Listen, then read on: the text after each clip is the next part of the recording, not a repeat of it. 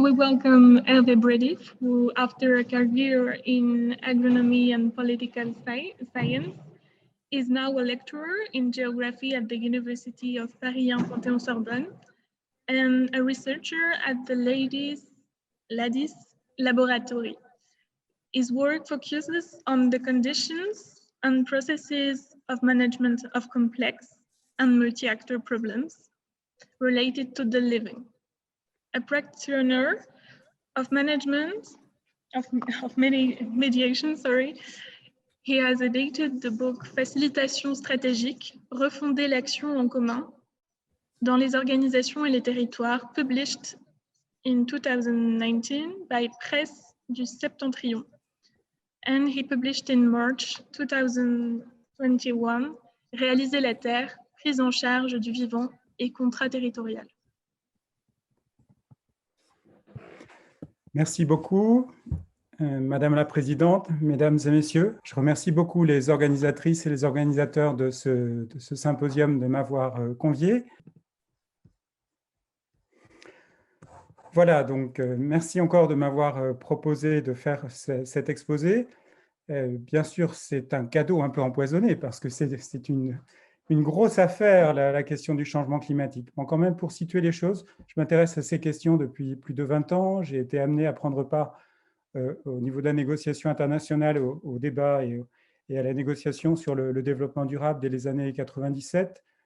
New York, Johannesburg et ainsi de suite. À l'époque, j'étais très impliqué dans la négociation sur la grande question de l'époque, qui était l'une des grandes questions de l'époque, qui était les questions forestières, la durabilité forestière, la certification.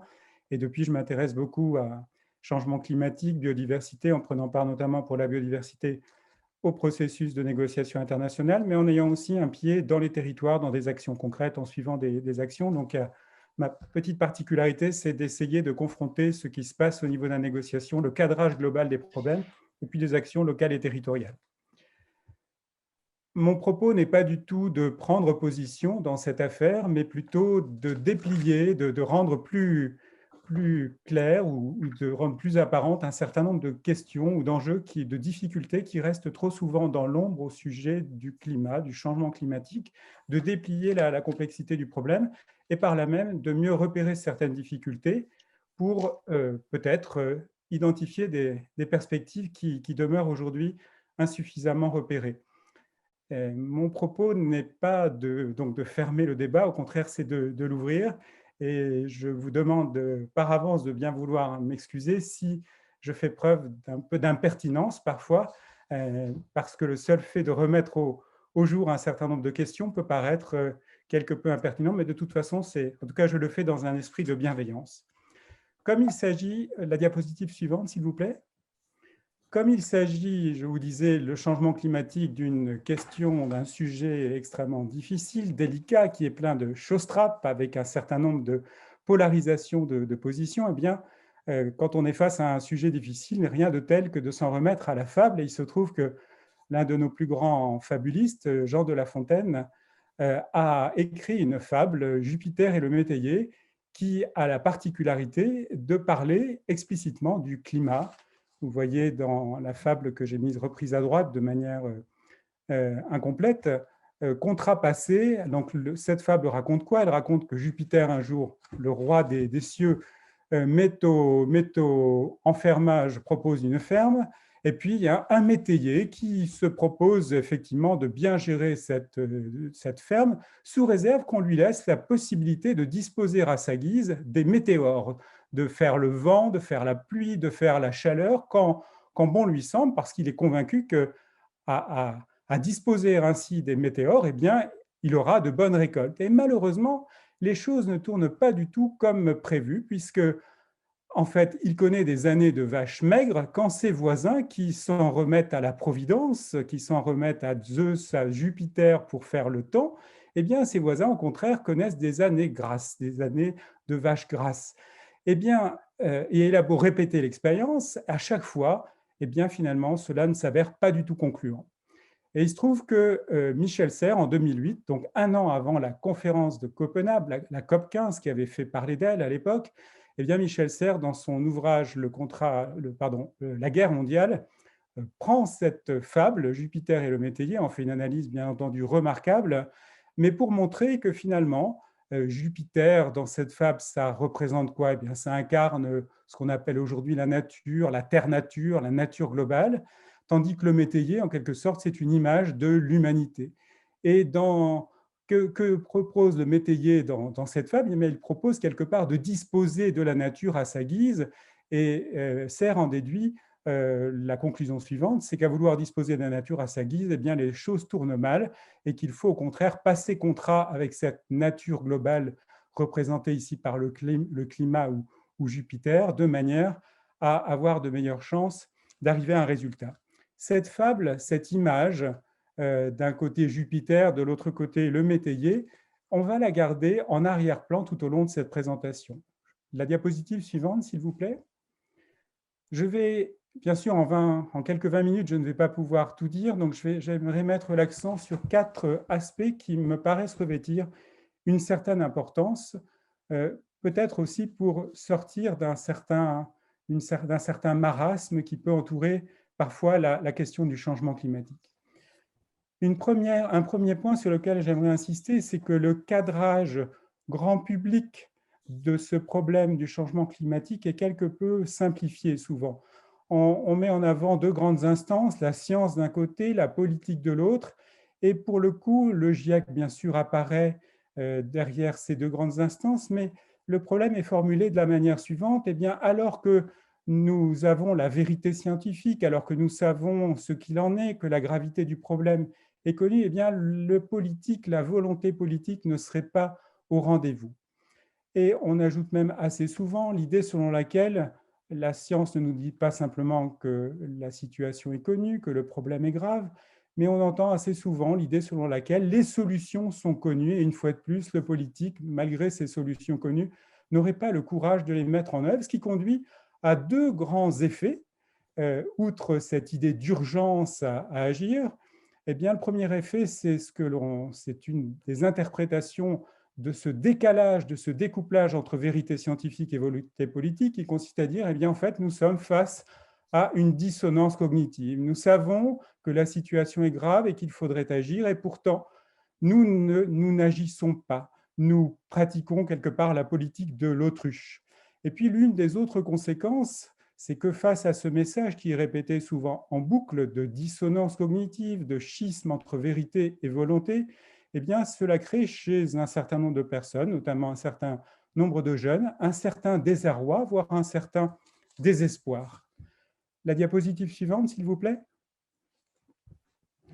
Or, sur ce plan, je crois que c'est assez simpliste comme message et qu'il faudrait prendre le temps d'avoir une approche peut-être plus équilibrée, parce que certes, d'un côté, c'est le tableau de gauche, on peut regretter une certaine pusillanimité des États, on peut assurément regretter que les trajectoires d'émissions ne soient pas à la hauteur des engagements internationaux. On est plutôt aujourd'hui sur des trajectoires, des scénarios de plus 3 degrés à la fin du siècle, ce qui, de toute vraisemblance, de toute évidence, est excessif, très excessif. On peut effectivement regretter que l'accord de Paris n'ait pas nécessairement conduit à des engagements contraignants. On peut regretter que les modalités, les moyens soient laissés pour une large part à la discrétion des États membres. Et puis, on peut aussi se demander si finalement cet objectif rappelé par Yann Thomas de plus 2 degrés d'élévation de la température grand maximum, et plutôt plus 1,5 degré par rapport au niveau avant l'âge industriel, ne sont pas finalement irréalistes, si une fois de plus, ce ne sont pas des objectifs de la poudre aux yeux en quelque sorte. Et je dois dire qu'à cet égard, il y a beaucoup d'ouvrages qui paraissent en ce moment, d'historiens, Les Révoltés du ciel de Fressoz et Locher, de juristes, dans le cas de Judith Rochefeld, qui mettent en avant justement ces décalages, qui mettent en avant ce qui pourrait ressembler à première vue à des manipulations de l'opinion, en tout cas cette déception qui existe entre des engagements. Et tous ces ouvrages sont extrêmement fertiles. Ils rendent compte aussi que face à ces résultats, face à ces effets, ces engagements insuffisants, eh bien, paradoxalement, cela génère beaucoup non seulement de la colère, non seulement un certain désarroi et un certain désespoir dont je parlais tout à l'heure, mais aussi des réactions, des formes de mobilisation citoyenne tout à fait extraordinaires, que le fait de mettre les États devant les tribunaux, c'est peut-être le seul moyen de faire bouger les choses. Enfin, il y a donc toute une forme de mobilisation qui est en train de s'opérer. Mais je dirais qu'il y a quand même d'autres aspects positifs à cet accord de Paris, en dépit des limites que j'ai déjà évoquées, et qui permettraient, à mon avis, de ne pas sombrer dans un complet désarroi, c'est qu'il faut quand même se souvenir que lorsque l'accord de Paris est trouvé en 2020, fin 2020, eh bien, c'est d'abord une forme de liesse internationale, parce que vous étiez jeune pour beaucoup d'entre vous, doctorantes et doctorants à cette époque, mais en 2009, c'est quand même une sacrée douche froide. Ça fait pratiquement 20 ans qu'on parle de changement climatique. Avant même la conférence de Rio, le premier sommet de la Terre de 1992, il en était question dans des enceintes internationales. Et la conférence de 2009 eh bien, aboutit à une forme d'impasse. On n'arrive pas à s'accorder. Le protocole de Kyoto, les grandes mesures, les grands dispositifs internationaux qui étaient envisagés, finalement, on s'aperçoit qu'on n'y arrivera pas. Les États ne sont pas prêts à s'engager.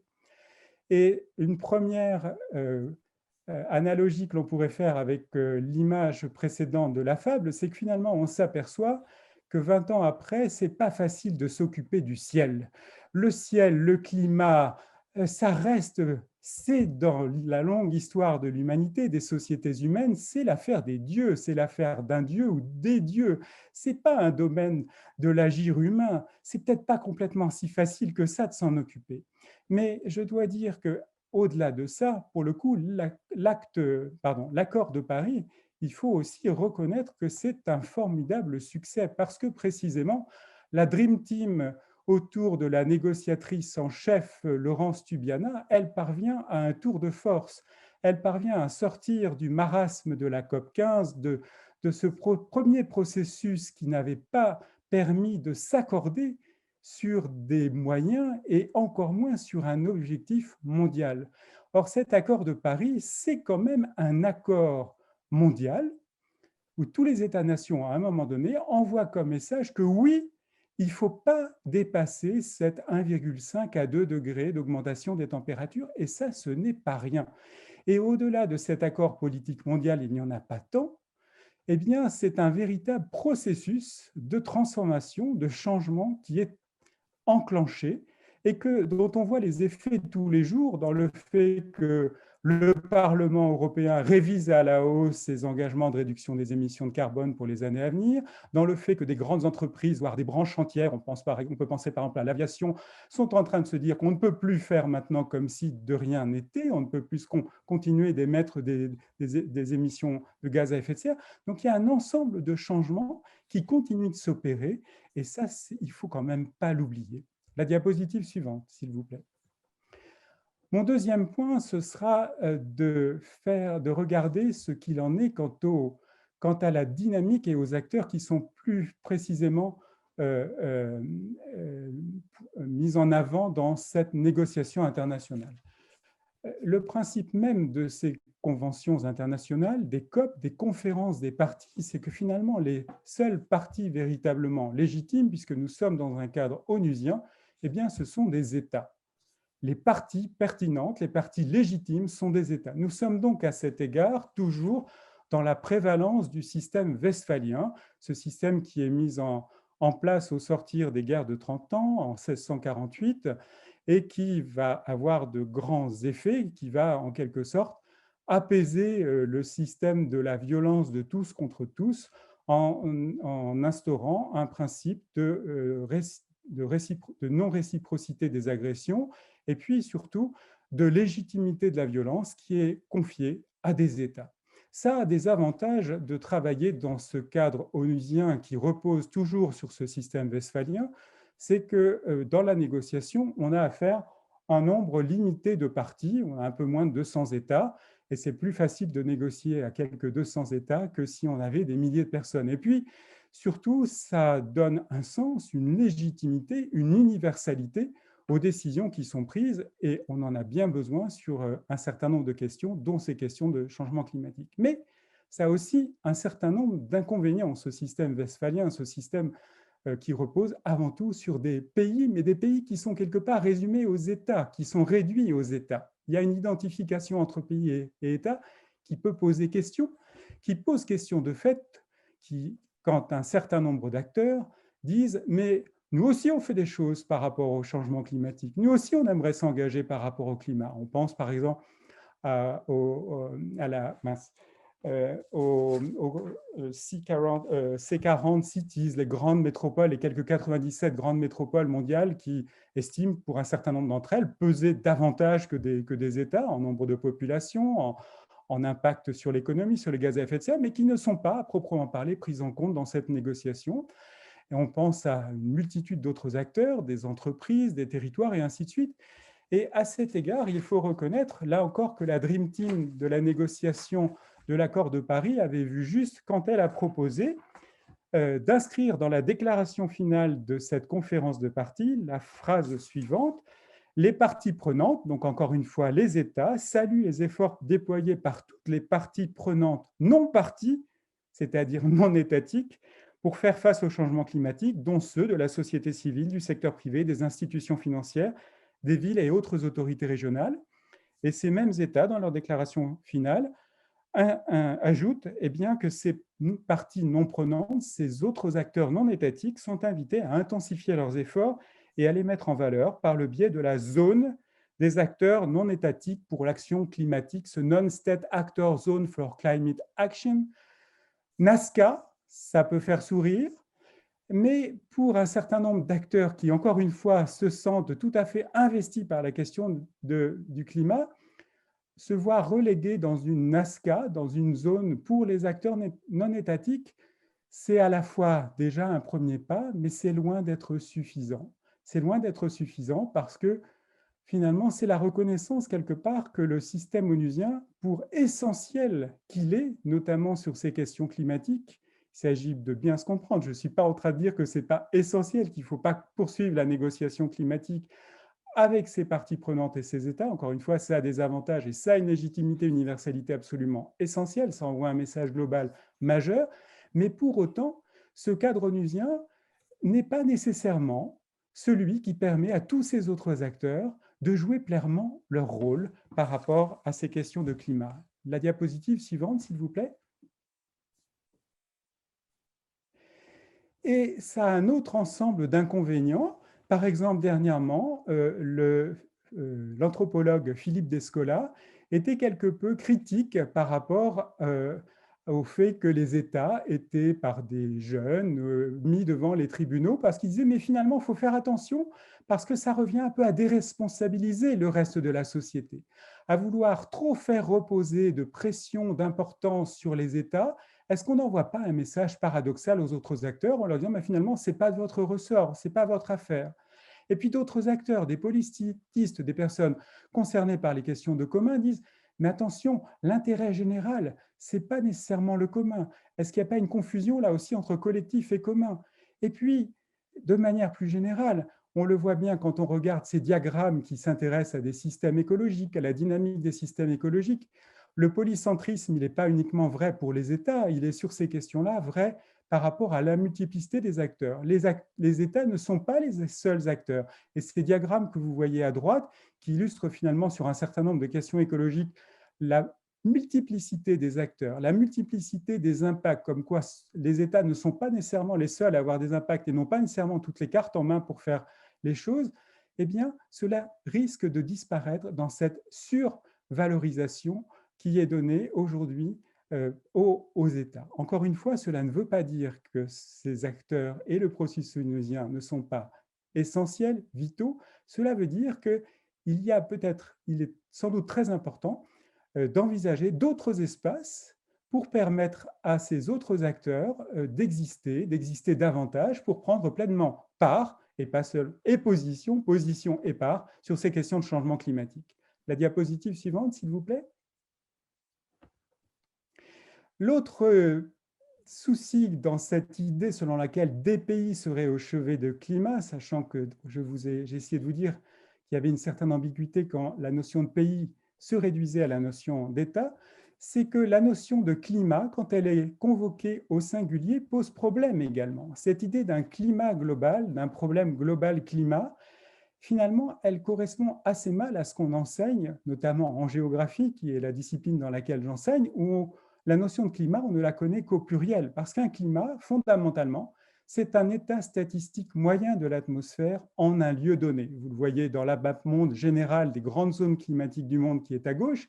Et puis, si on fait un zoom sur, par exemple, le Bénin ou les pays environnant le Bénin, eh bien, on s'aperçoit qu'on peut là aussi définir des climats, des sous-climats, et pourquoi pas, si on zoomait encore davantage, arriver à des microclimats. Donc là aussi, il y a une petite ambiguïté parce que de la même façon qu'on a tendance à unifier les acteurs uniquement sous l'angle des États, eh bien, on unifie le climat, mais c'est quelque part une globalisation qui est assez excessive, assez exagérée, qui correspond assez mal parce que le climat global, c'est un système climatique, c'est un ensemble de processus en interaction, mais ça ne correspond pas à proprement parler à la notion de climat, et ça ne correspond pas non plus au climat que pratiquent, que connaissent, que vivent au jour le jour les habitants de cette terre. Diapositive suivante, s'il vous plaît. En résumé, eh bien finalement, on est dans un schéma qui est celui de la fable, où on a d'un côté une terre-humanité qui serait face à une nature globale, un ciel global, et ce schéma qui met en vis-à-vis deux grandes entités, deux sortes de totalités, il résiste assez mal aujourd'hui face à la multiplicité et des acteurs, et des climats, et des institutions, parce qu'il ne faut jamais l'oublier, les personnes qui travaillent sur les questions de commun, eh bien, nous rappellent qu'en fait, il n'y a pas de commun en soi. Il n'y a pas de bien commun en soi. Il faut trois conditions pour avoir un commun, pour avoir une dynamique des communs. Il faut d'une part une ressource, des éléments concrets, en l'occurrence peut-être des climats. Il faut un acteur, des acteurs qui ont des relations à cette ressource, en l'occurrence, comme j'ai essayé de vous le montrer, une multiplicité d'acteurs et non pas seulement des États qui seraient la seule médiation possible entre les pays et la société. Et puis, il faut un troisième élément, des institutions, des règles. Et c'est cette articulation entre ces trois entités qui fait véritablement commun, qui fait véritablement une dynamique des communs et non pas le commun en soi. Diapositive suivante, s'il vous plaît.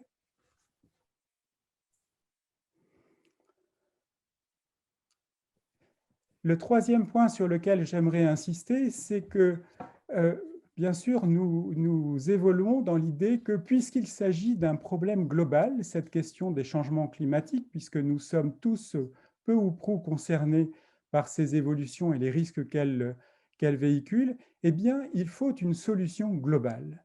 Et ce mantra qui nous est souvent proposé, imposé,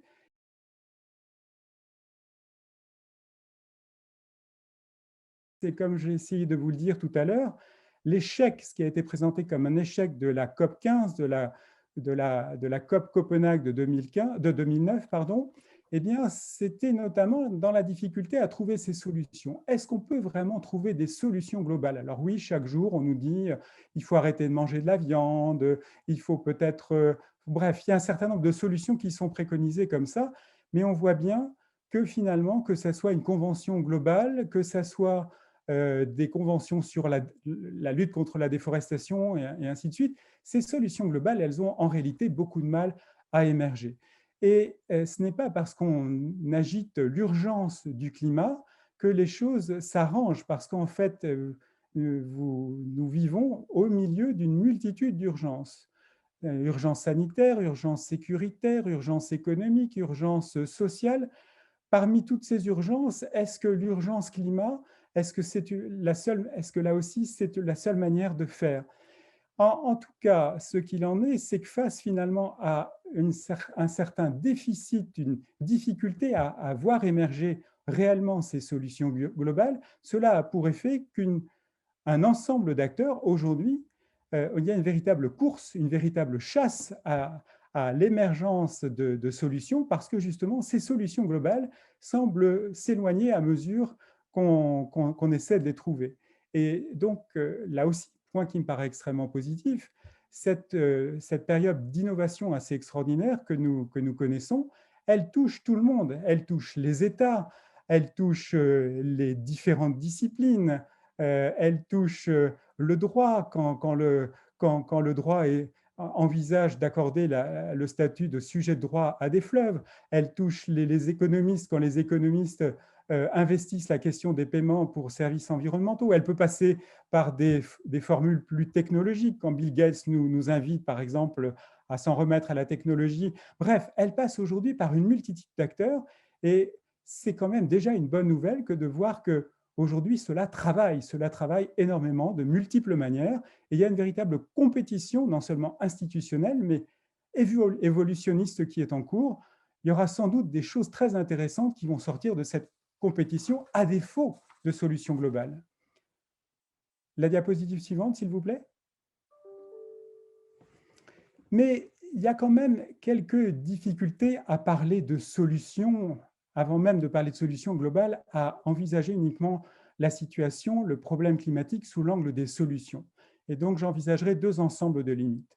Le premier ensemble de limites, ce sont d'abord un certain nombre de théoriciens, de Michel Crozier, d'Elinor Ostrom, le rapport Hartwell dernièrement, qui disent « mais attention, attention, ne nous trompons pas, raisonner en termes de problème-solution face au problème climat, c'est sans doute pas très bien adapté, parce que c'est un problème extrêmement complexe, polycentrique et ainsi de suite. Et donc, on ne peut sans doute pas s'en sortir par une solution, sous-entendue, un remède qui sera trouvé par quelqu'un et qui fera qu'on pourra tous revivre une vie normale, se sortir s'en remettre à d'autres en quelque sorte pour gérer le problème. Cette notion de tricky problème, de problème épineux qui est évoquée aujourd'hui. Et puis, de manière plus générale, on trouve aujourd'hui cette idée selon laquelle attention aux solutions simples. Ces solutions simples, elles sont souvent monofonctionnelles. Elles mettent en avant une dimension qui s'avère sans doute importante à un moment donné, mais est-ce que nous ne serions pas plutôt en train de vivre, et pourquoi pas avec le Covid-19 aussi, un certain nombre de crises qui s'avèrent plus complexes que ça, qui sont systémiques, qui mettent en cause un ensemble d'éléments, de facteurs où il n'est pas vraiment possible de trouver une cause simple et pour le coup, une solution simple. Ce que ce petit schéma illustre justement, c'est que finalement, si on suit par exemple la philosophe et psychanalyste Cynthia Fleury qui nous rappelle que la définition de la santé pour l'OMS,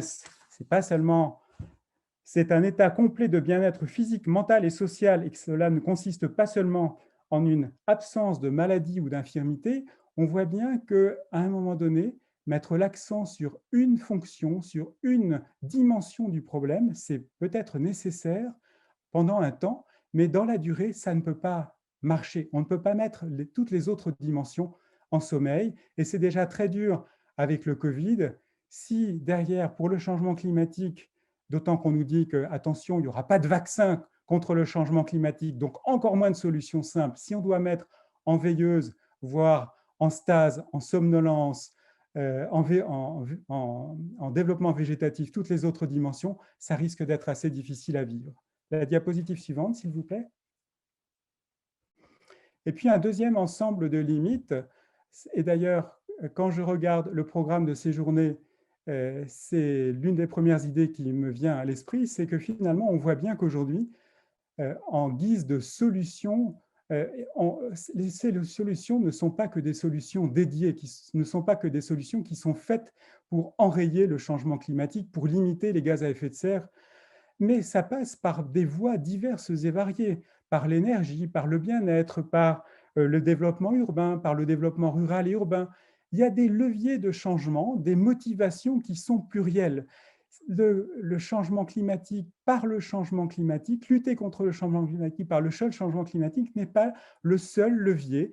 Et je crois que dans ce domaine, il faut se souvenir, puisqu'on parle beaucoup de stratégie en ce moment, pour le Covid, mais plus généralement pour le changement climatique, que la stratégie, ce n'est pas seulement des plans d'action, c'est même pas vraiment la planification. La stratégie, la réflexion stratégique consiste au contraire, tout au contraire, à trouver des leviers de transformation, de changement dans des conditions, dans des configurations qui sont difficiles, qui peuvent paraître bloquées, qui peuvent paraître, qui peuvent paraître bloqués.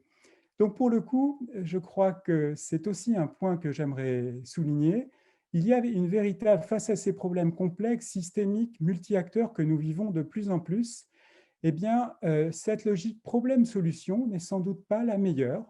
Elle est bien, elle est intéressante, il faut bien entendu la développer, mais il faut aussi avoir une logique peut-être problème, processus de transformation.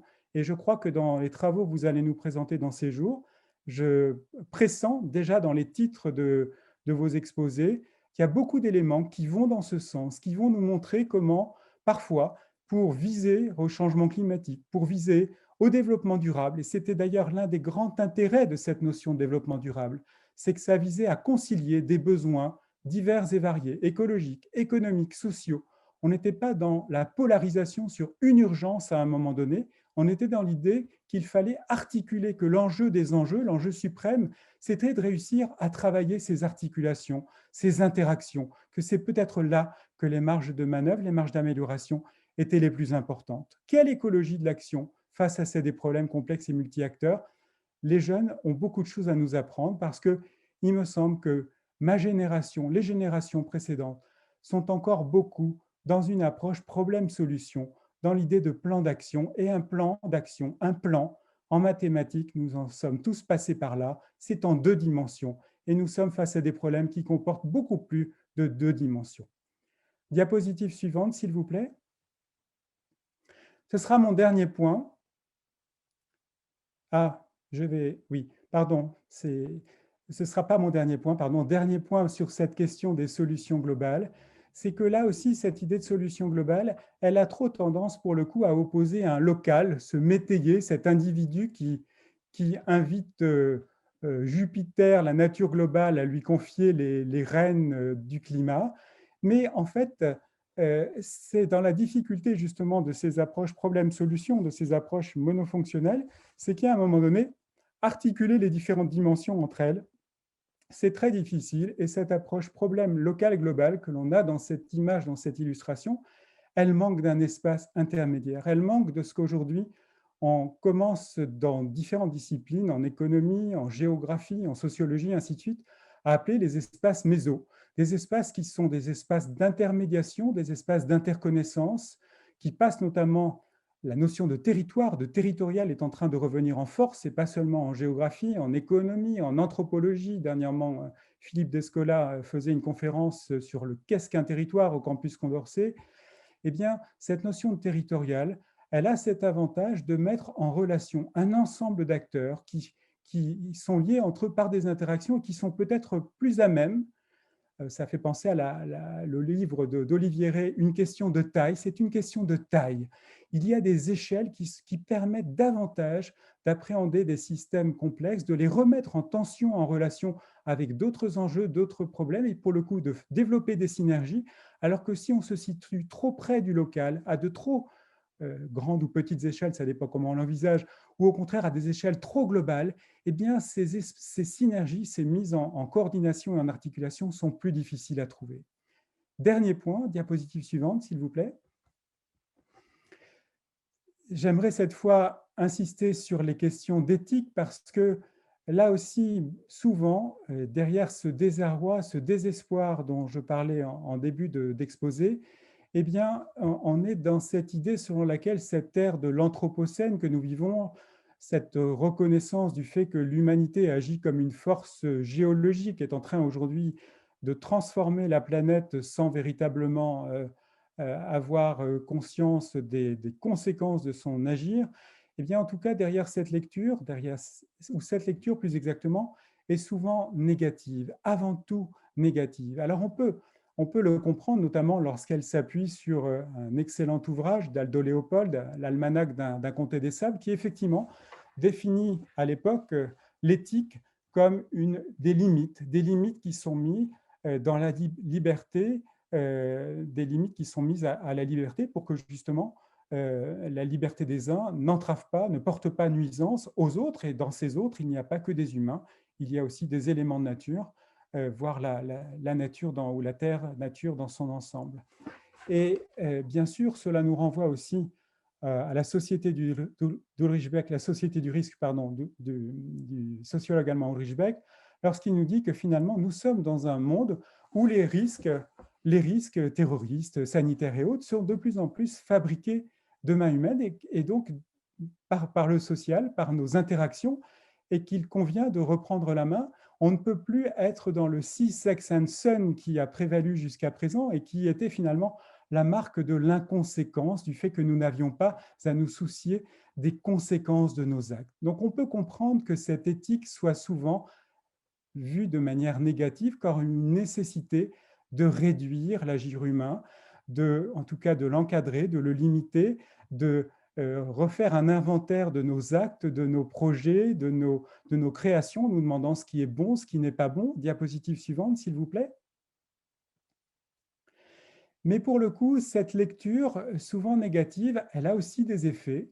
Elle conduit à prendre la notion de responsabilité sous l'angle du répondre d'eux, c'est-à-dire à envisager nos actes, les actes des humains à toutes les échelles, avant tout sous l'angle des fautes, d'impact, ce sont les termes qui sont souvent employés, négatifs, donc à voir l'humain avant tout comme un facteur d'entropie, de désordre, comme un super prédateur. Et pour le coup, à laisser comme seule perspective soit le fait de limiter cet agir humain, et en sachant que pour avoir des collègues qui travaillent dans des territoires contaminés par Tchernobyl, il y a un moment donné, on voit bien que proposer comme perspective le seul fait de se balader avec un compteur GGR pour savoir où on peut mettre les pieds, où on ne peut pas mettre les pieds, où on peut laisser paître des vaches pour avoir du lait pas trop contaminé, il y a un moment donné, ce n'est pas la vie. Et quand on rencontre des personnes qui étaient pleines de vie dans ces endroits-là, et qui au bout d'un moment nous disent ben, « nous on a laissé tomber le compteur GGR au bout de 2-3 ans, parce que se poser tout pour les moindres de nos déplacements, les moindres de nos engagements, la question il faut faire ça ou on ne peut pas le faire, ce n'est pas complètement satisfaisant. » Diapositive suivante, s'il vous plaît. Et la bonne nouvelle par rapport à ça, c'est qu'il y a une autre manière d'envisager cette question de la responsabilité. Il faudrait y passer beaucoup plus de temps. Bon. En tout cas, le point que je voulais mettre en avant, c'était que les travaux sur le CARE et puis un ensemble de parutions, le manuel de la transition, pensez à Jane Goodall, pensez au Wild Aldi de Dan O'Brien qui veut régénérer les grandes prairies américaines. Aujourd'hui, il faut, aux côtés de réaliser, bien reconnaître qu'un ensemble d'actes individuels, de groupes humains, vise pas seulement à limiter la casse, à différer la catastrophe, mais à regrader le vivant à toutes les échelles, y compris dans des espaces larges, Dan O'Brien que j'évoquais tout à l'heure, dans des villes, et ainsi de suite, mais Dan O'Brien l'envisageait à l'échelle de grands espaces, sur des milliers d'hectares, et pourquoi pas avec cette idée de régénérer la grande prairie américaine. Donc il y a, diapositive suivante, s'il vous plaît.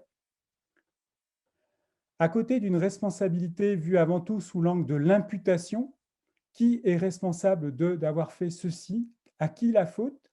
Eh bien, il y a une responsabilité envisagée sous l'angle de l'anticipation. C'est notamment ce que la relecture par Paul Ricoeur des travaux de Hans Jonas conduit à dire, avec cette idée de prise en charge individuelle en patrimoine commun. Et Bernard Stiegler, notamment, donc évoqué Yann Thomas tout à l'heure, était dans cette idée qu'il n'y a pas que l'entropie d'un côté, qu'il y a aussi de la négantropie, c'est-à-dire que le propre des systèmes vivants, c'est précisément, ne serait-ce qu'en donnant la vie, en permettant à des systèmes complexes de voir le jour, ces systèmes qui peuvent se complexifier même au cours des âges, au cours de l'évolution, eh bien, il n'y a pas que des processus donc, de dégradation, de désordre, mais il y a aussi des processus de regradation qui permettent d'augmenter la qualité du vivant, l'augmenter la complexité des systèmes vivants. Et rien n'empêche les humains, nous en avons déjà des exemples sous les yeux si on prend le temps de les regarder à titre individuel, dans des territoires, dans différents collectifs qui sont dans cette dynamique. Et ça, cela change tout. Nous n'avons pas à avoir une lecture que passéiste, tournée vers la gauche, mais une lecture aussi dirigée vers l'avenir, projective, positive, qu'il est tout à fait souhaitable et possible d'avoir. Diapositive suivante, ce sera la fin. En conclusion, pour en revenir à cette fameuse fable, eh bien, la lecture que je vous en propose, c'est ces 3 points suivants. Un seul ne peut pas s'en sortir. Le métayer seul qui demande de pouvoir disposer du climat à sa guise, ça tourne mal. Donc on est bien dans le contrat global entre une terre-nature globale qui est représentée là par Jupiter et d'un autre côté une humanité globale, une autre totalité. On voit bien que ça ne marche pas non plus parce qu'il y a une multiplicité d'acteurs, une multiplicité d'institutions, une multiplicité de vivants, de climats et ainsi de suite. Et donc, il y a sans doute, pourquoi pas se mettre dans la perspective d'une regradation de la qualité du vivant, de la qualité du climat elle-même, mais à condition que cela passe par aussi une multiplicité d'acteurs, de contrats, pardon, à différentes échelles. Donc, cette logique du contrat entre ces deux seules entités n'est pas suffisante. Et pour le coup, eh bien, nous sommes en plein dans cette idée de de la coaction, et c'est sans doute un stade évolutif que nous avons à franchir, puisque cela suppose de reconnaître que toutes ces femmes et tous ces hommes, tous ces collectifs dans lesquels ils s'insèrent à l'échelle de la Terre ont un rôle à jouer pour une Terre, nature globale, humanisée, plus satisfaisante. Je vous remercie de votre attention. Merci beaucoup, Hervé Brédif. Merci pour votre intervention. J'avais deux choses à dire. Déjà, un remerciement à Catherine Carré pour nous avoir mis en relation. Ça, c'est une chose fondamentale parce que je suis convaincu que les questions actuelles, notamment dont vous avez été eh bien, l'intermédiaire. J'ai beaucoup aimé votre lien à l'espace méso aussi, cette réflexion sur l'espace méso, et une idée de mettre en relation un ensemble. Je crois que c'est ce que nous faisons actuellement avec les différentes organisations que nous mettons en place entre nous. Sorbonne Développement Durable, Cité du Développement Durable, Una Europa, hein, qui est quand même une entité vraiment fédératrice. Et puis, je vois à travers Sorbonne ONU ou des associations qui sont en connexion avec les SDGs, la possibilité pour nos doctorants et nos étudiants, ceux que Ban Ki-moon appelait en 2016 lors de la remise de son honoris causa de notre université, eh bien, les aspires. Et cette relation entre académiques et aspires, entre étudiants, enseignants et chercheurs, est fondamentale aujourd'hui. Et les passerelles sont non seulement activées, je crois qu'elles sont activées, mais elles sont également accélérées. Et ces champs d'action que nous représentons à travers l'université, on a souvent eu l'impression que finalement nous naviguions chacun dans notre univers disciplinaire, que nous étions finalement ethnoconcentrés et totalement finalement de collègues d'autres disciplines. Aujourd'hui, ça n'est plus le cas, il me semble. Il me semble que tout est substantiel et que la perception de l'action telle que vous la décriviez tout à l'heure ne peut s'envisager que par la mise en relation non seulement des disciplines, mais peut-être également des générations. Et ça, c'est cette évocation à Bernard Stiegler et notamment peut-être à l'association qu'il a créée avant de disparaître, les Amis de la génération Greta Thunberg, et peut-être une réponse parmi d'autres vis-à-vis de cet acte intergénérationnel. En tout cas, l'université est un lieu fondateur pour la réflexion et non pas un exemple pour la société ni pour les communautés, mais vraiment un acteur, il me semble, un activateur. Et il faut s'appuyer sur cet outil pour que la société elle-même eh bien, soit mise en mouvement et en action à tous les niveaux que vous avez décrits tout à l'heure. Alors, je finirai par rappeler, et puis peut-être pour éclairer encore plus cette réaction, que vous êtes l'auteur de Réaliser la Terre aux éditions de la Sorbonne, prise en charge du vivant et contrat territorial. Donc, pour tous celles et ceux qui veulent, peut-être que cet ouvrage, par exemple, sera une occasion eh bien, de découvrir une des facettes dont vous avez parlé tout à l'heure. Peut-être y a-t-il des questions pour Hervé Brédif?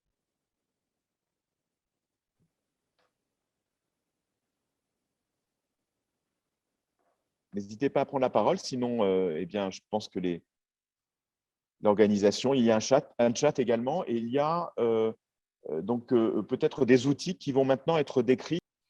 Merci beaucoup, Hervé Brédif. Merci.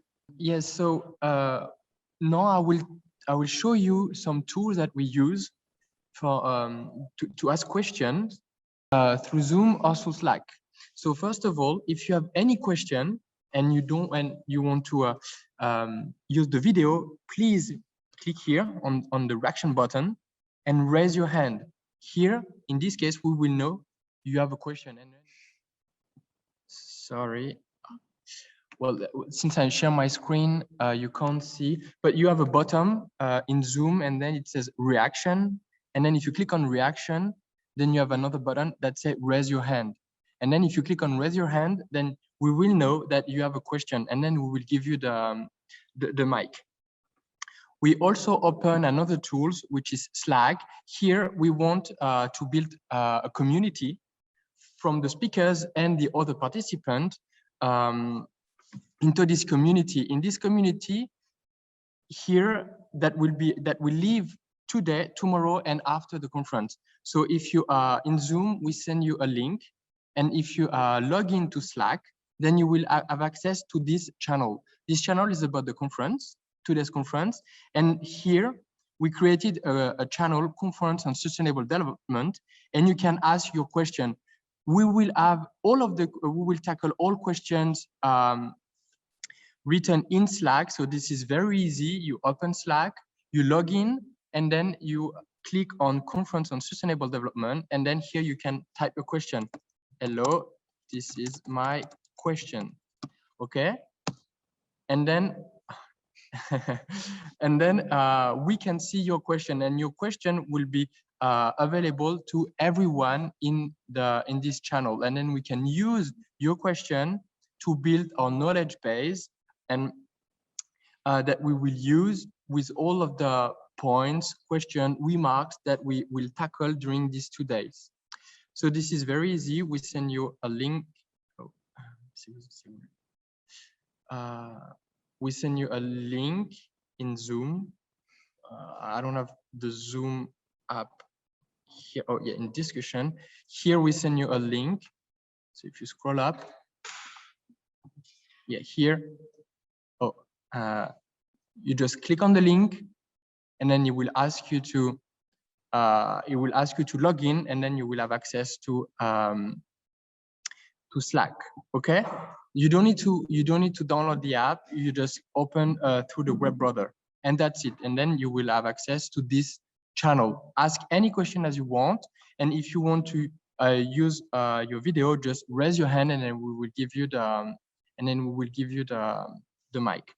Another thing is we want to talk about the program. So basically, we have 4 themes for this 2 days, and during this morning we will talk about energy, and we have four speakers. We have Oriane, Charlotte, Emily, and Miguel.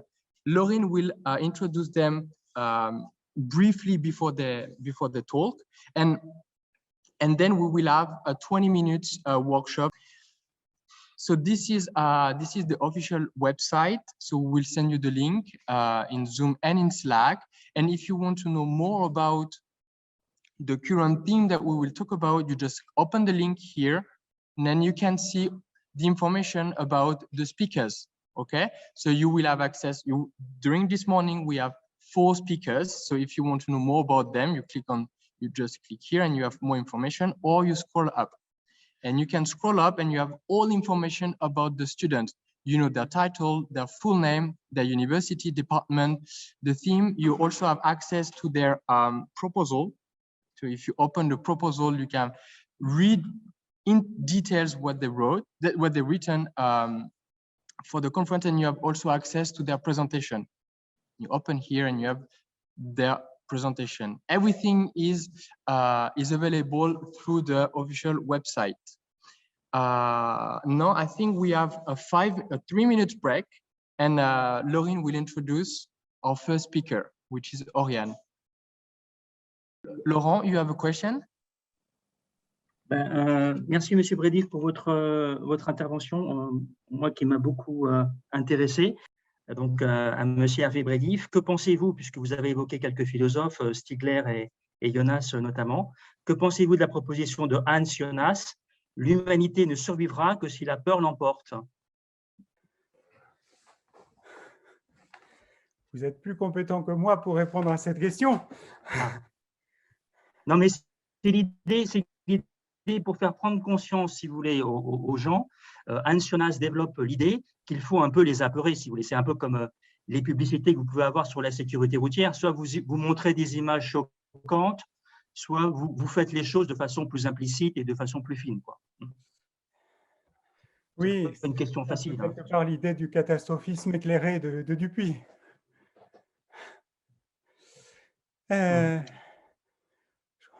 Écoutez, j'ai l'impression que je n'aurai rien de très original à dire sur le sujet. La peur peut être bonne conseillère, mais de là à ce que la peur l'emporte, je crains qu'il ne faut peut-être pas que la peur l'emporte. C'est un sentiment qui a ses bénéfices. J'observe que les sportifs de haut niveau qui prennent des risques dans leur discipline, ils peuvent avoir peur. Ça leur évite d'avoir à faire trop de bêtises quand vous faites de l'escalade, ce genre de choses. Pour autant, si c'est le seul sentiment et si c'est le sentiment dominant, je pense que pour beaucoup de nos concitoyens et concitoyennes, ça ne suffira pas. Il faut de l'enthousiasme, il faut de l'envie, il faut du projet. Donc la peur, oui, mais pas que. Merci à vous. Ce qui m'interpelle, si vous voulez, c'est qu'il y a un certain nombre de nos concitoyens qui sont soumis à des catastrophes écologiques. Je pense par exemple aux vignerons, aux paysans en France actuellement. Et pour autant, dans les travaux que je fais sur des catastrophes que des gens ont vécues, des gens qui ont vécu des catastrophes dans leur chair, ça ne veut pas dire pour autant qu'il y ait une conscience écologique qui se réveille, qui émerge. Vous voyez, il n'y a pas forcément de corrélation, si vous voulez, c'est ça qui m'étonne, dans la nature humaine, entre le fait de vivre une catastrophe et le fait d'avoir une conscience écologique. Et ça pose question sur comment éveiller les concitoyens à la question écologique. Pour moi, c'est un chantier très vaste. Je crois aussi que ce schéma, il faut voir aussi ce qu'il peut y avoir derrière cette question. C'est aussi une certaine forme de désespoir par rapport à nos concitoyens. C'est l'idée selon laquelle comment faire pour changer les mentalités. Moi, ce que j'observe quand je fais des entretiens en tête-à-tête avec beaucoup de personnes, c'est qu'il y a énormément d'envie de transformer, d'agir, et ainsi de suite, mais qui est découragé par les institutions, par le fonctionnement des institutions, par les solutions globales qui sont préconisées, mais qui n'arrivent pas à accueillir favorablement cette énergie.